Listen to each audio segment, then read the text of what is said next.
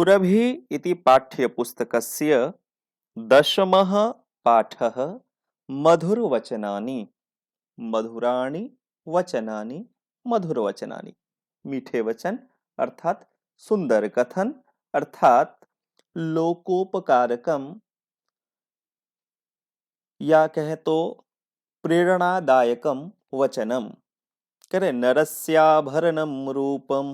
श्लोक को देखिए क्या कह रहे हैं, नरस्याभरणम रूपम रूपस्याभरणम गुणः गुणस्याभरणम ज्ञानम ज्ञानस्याभरणं क्षमा।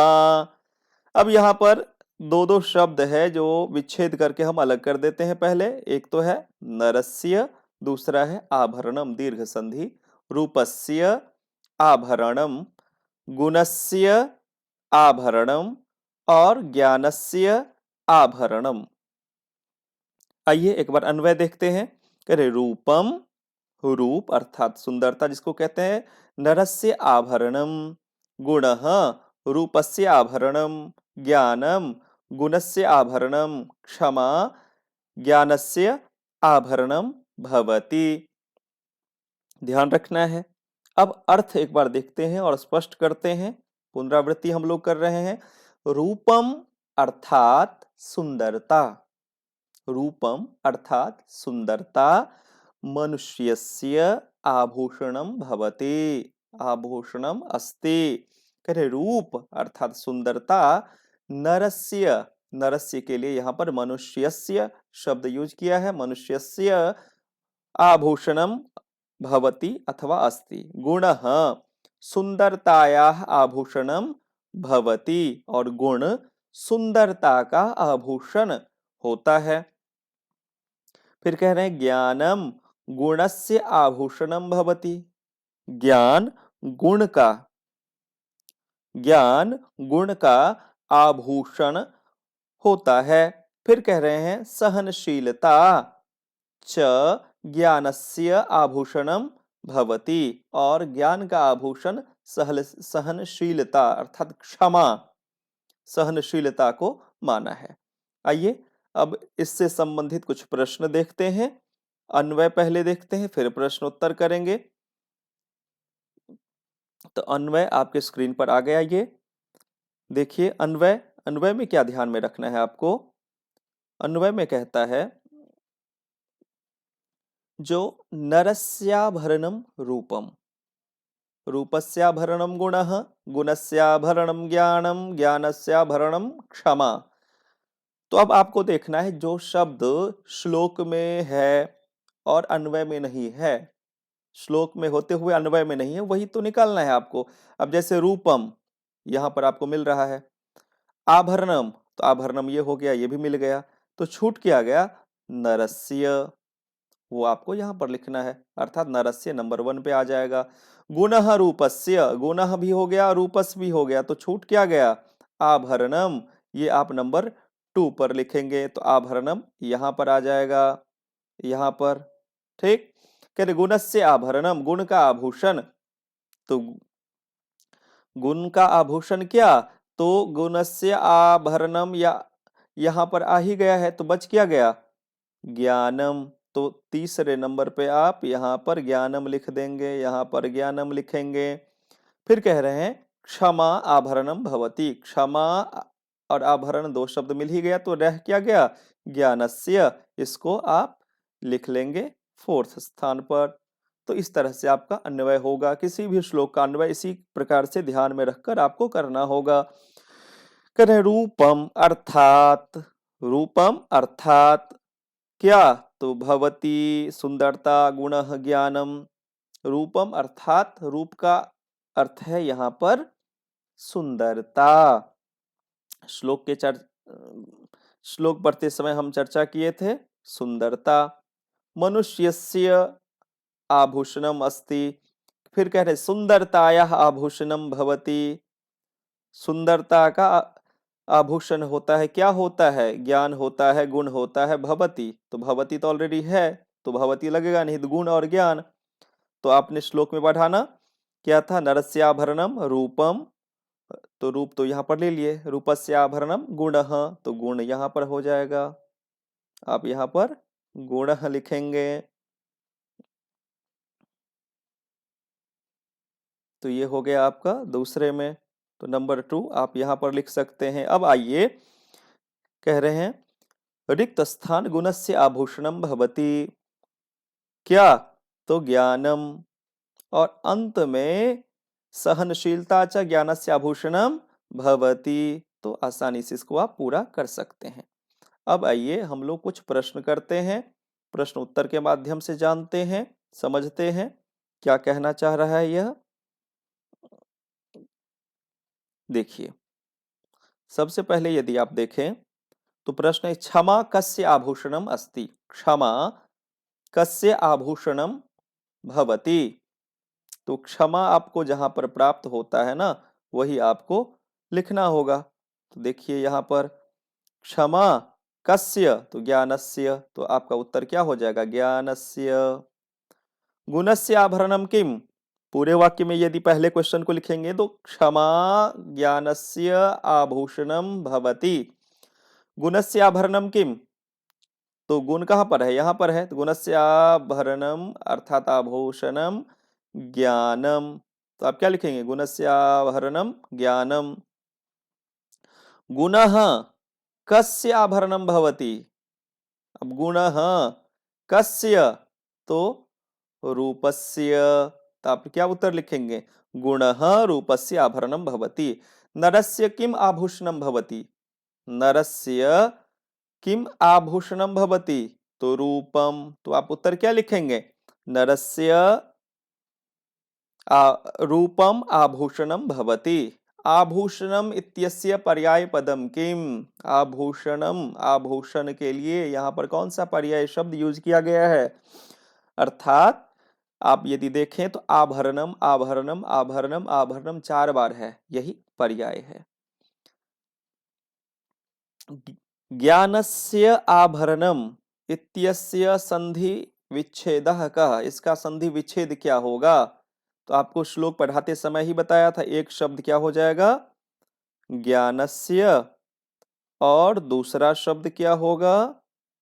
आभरणम। तो एक तो ज्ञानस्य निकाल दिए, दीर्घ संधि हो जाएगा ज्ञानस्य, और जमा आभरणम। आभरणम,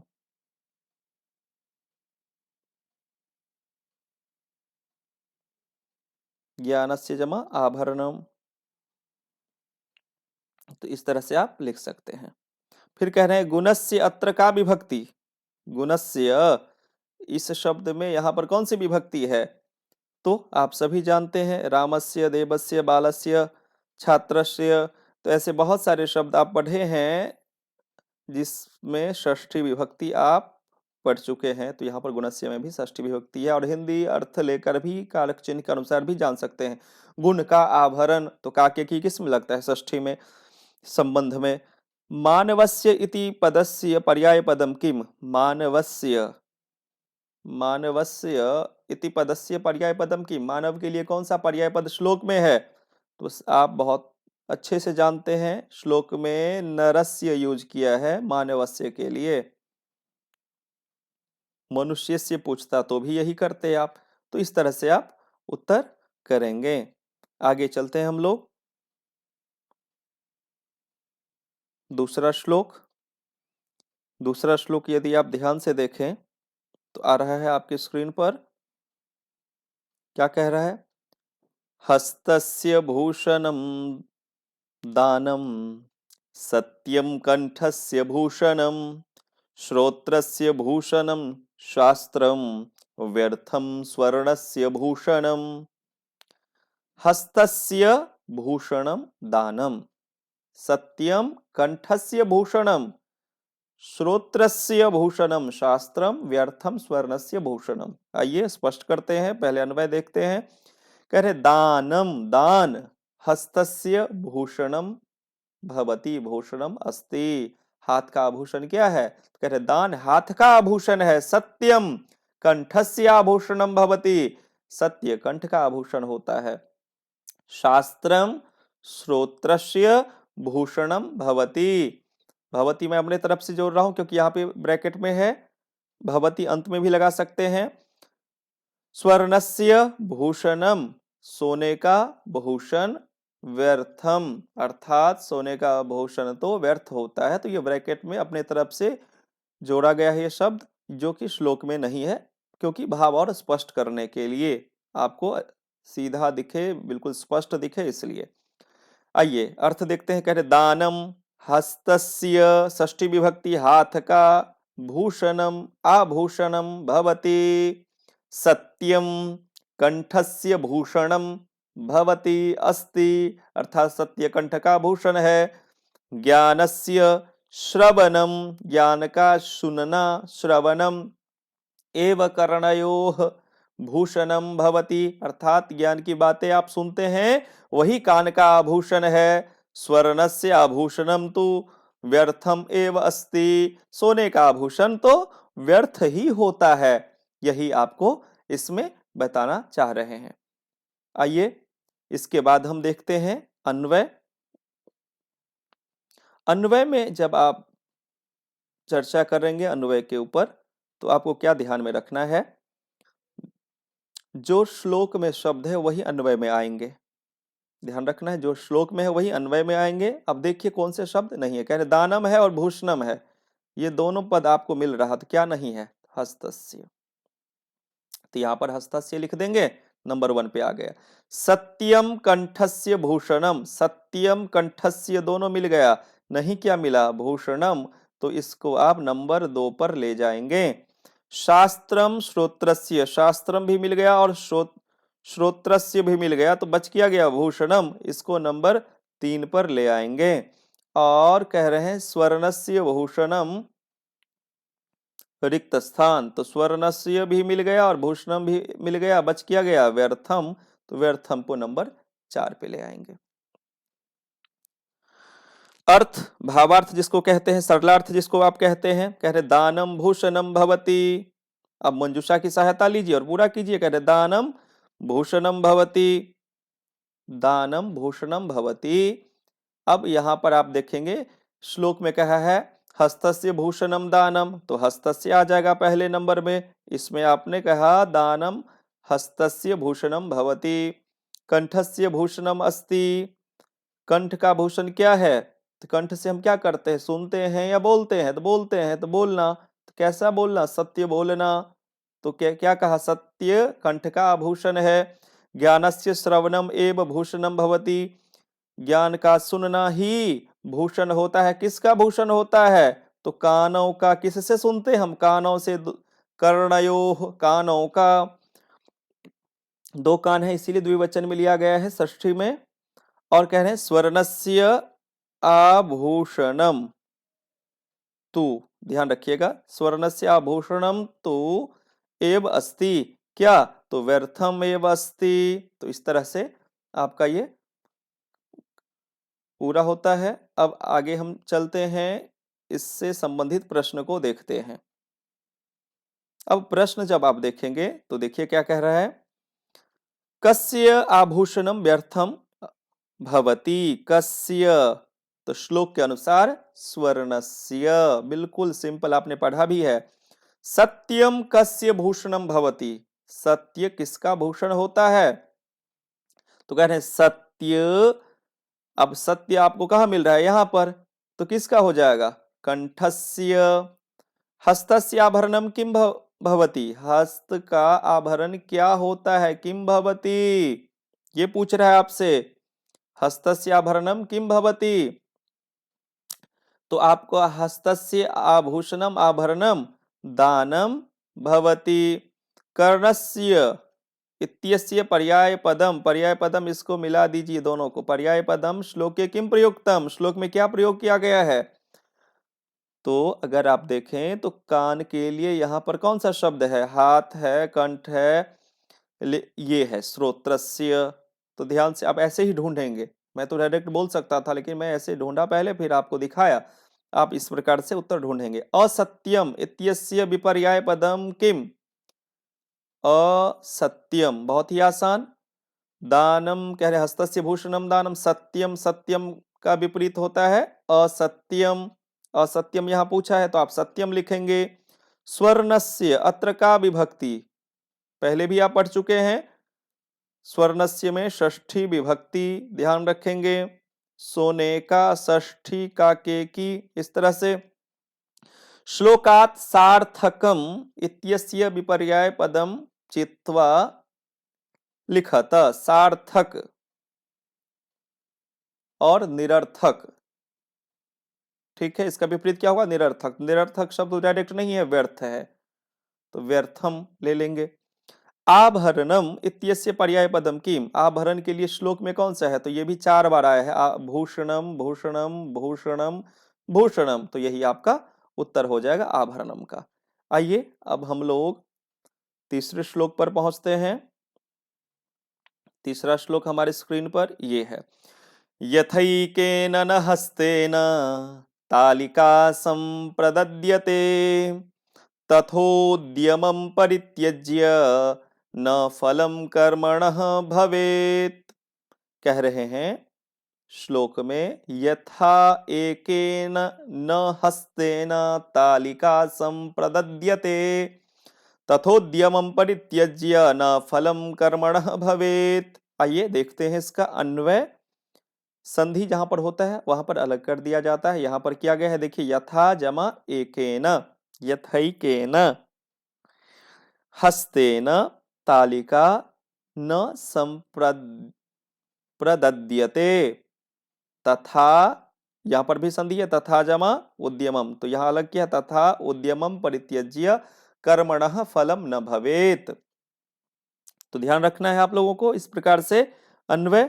भावार्थः करे, यथा एकेन हस्तेन एव तालिका वादनम न भवति, जैसे एक हाथ से ताली नहीं बजती है। यथा करते हैं जैसे, एकेन हस्तेन एक हाथ से, कर्ता ने कर्म को करण से, हस्तेन तृतीया विभक्ति एक वचन, तालिका वादनम न भवति, तथैव, तथा का अर्थ है वैसे ही, तथा जमा एव, तथैव परिश्रमम त्यक्त्वा, परिश्रम को त्याग कर, उद्यम का अर्थ यहाँ पर परिश्रम दिया है पर्याय में, केवलम भाग्येन एव कार्यस्य फलम न प्राप्तम न भवति, कार्य का फल प्राप्त नहीं होता है। तो भाग्य के भरोसे नहीं रहेंगे, आप परिश्रम करेंगे तभी जाकर आप सफलता प्राप्त कर सकते हैं, फल प्राप्त कर सकते हैं। आइए देखते हैं, यहां पर कह रहे हैं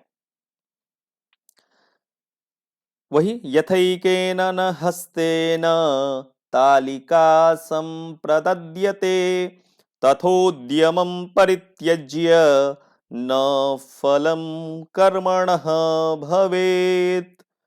अब इसको करेंगे अलग, तो यथा यहां से ले लिया गया है, हस्तेन तालिका न, यहां पर तो देखिए क्या क्या आ गया है, हस्तेन तालिका भी आ गया, न भी आ गया और यथा भी आ गया, बच क्या गया, एकेन और सम प्रदद्यते। तो आप एकेन को नंबर 1 पे लगाएंगे और इसको कहां पर लगाएंगे, आप नंबर 2 पर लगाएंगे। तथा उद्यमम परित्यज्य, तथा उद्यमम परित्यज्य यहां तक आ गया, न फलम भवेत, तो भवेत लास्ट में आएगा क्रियापद, भू धातु से ये बनता है भवेत, तो ये चौथे नंबर पे जाएगा, तो बच क्या गया, तो कर्मणः, ये तीसरे नंबर पे आ जाएगा, कर्म का फल नहीं प्राप्त होता है। आइए भावार्थ देखते हैं, इसको पूर्ति कीजिए। यथा हस्तेन एव तालिका वादनम न तथैव परिश्रमं त्यक्त्वा केवलम एव कार्यस्य फलम प्राप्तम भवति।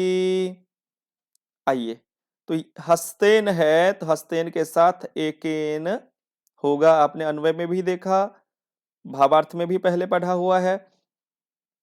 कह रहे हैं हस्तेन एव तालिका वादनम न भवति, नहीं बजती है, तालियां नहीं बजती हैं, इसलिए तथैव उद्यमम परित्यज्य, यहां पर त्यक्त्वा दिया है, पर्याय शब्द ले लिया परित्यज्य का, त्यक्त्वा केवलम, केवल क्या, तो भाग्येन एव, भाग्य से ही, फलम प्राप्तम न भवति, न यहां पर लगा देंगे, तो इस तरह से आपका ये पूरा हो जाता है। अब आगे चलते हैं हम लोग, प्रश्नोत्तर देखते हैं। प्रश्नोत्तर जब आप देखेंगे तो आपको ध्यान में रखना है, जो जिस भी प्रश्न को आप करते हैं तो उस प्रश्न से संबंधित श्लोक को जरूर ध्यान में रखें। यहाँ पर लिखा हुआ है, श्लोक को पढ़ेंगे तभी आप उत्तर सही सही दे पाएंगे। कह रहे तालिका वादनम कथम न भवति, ताली कैसे नहीं बजती है, कथम न वदति, कह रहे हैं एकेन हस्तेन तालिका वादनम न भवति। परिश्रमम विना कस्य फलम न भवति, परिश्रम के बिना, उद्यम का अर्थ परिश्रम, परित्यज्य अर्थात बिना, त्याग कर, परिश्रम को त्याग कर, फलम न भवति, किसका फल नहीं होता है, कर्मणः, कर्म का फल नहीं होता है। मानवः किम त्यक्त्वा फलम न प्राप्नोति, बहुत ही सिंपल प्रश्न है लेकिन ध्यान से देखेंगे, भाषा बदली हुई है। कह रहे मानव क्या त्याग कर फल नहीं प्राप्त करता है, तो मानवः उद्यमं त्यक्त्वा परिश्रमं त्यक्त्वा फलम न प्राप्नोति। परिश्रमम इत्यस्य पर्याय पदम श्लोके किम प्रयुक्तम, साथ में ही पूछ लिया परिश्रमम के लिए यहाँ पर कौन सा शब्द है, तो यहाँ पर उद्यमम, आप उद्यमम लिखेंगे। परिश्रम के लिए उद्यमम पर्यायपदम श्लोके प्रयुक्तम, तथा जमा उद्यमम, अब संधि करेंगे तो क्या बनेगा, तो तथोद्यमम बन जाएगा। जब हम संधि करते हैं तो क्या बन जाता है, तथोद्यमम, तो आपका उत्तर क्या होगा, तथोद्यमम। हस्तेन, अत्र का विभक्ति हम चर्चा भी किए थे, हस्तेन में कौन सी है, तृतीया विभक्ति, हस्तेन में तृतीया विभक्ति होगी। एकेन श्लोके हस्तेन इति पदस्य विशेषण पदम किम, हस्तेन का विशेषण पद क्या है, तो विशेषण जानते हैं, एकेन हस्तेन, एक पाठ भी है जिसमें विशेष विशेषण आपको शोभनम, शोभने, शोभनानी इस तरह से बताया गया है। तथोद्यमम इत्यस्य संधि विच्छेदः कः, तो देखिए यहां पर ये पूछा है, यहां पर घुमाकर पूछ दिया वही चीज, तो वो भी आप कर सकते हैं। तो जिस तरह से आपसे पूछा जाता है वैसे आप आंसर कीजिए, अर्थात कैसे भी पूछ सकता है आप, तथोद्यमम तो तथा जमा उद्यमम आपको करना है, तथा जमा उद्यमम ऊपर में लिखा ही है, इस प्रकार से आप लिख सकते हैं। तो ये आपका इस तरह से पूरा हो गया। आइए अब हम लोग चलते हैं चतुर्थ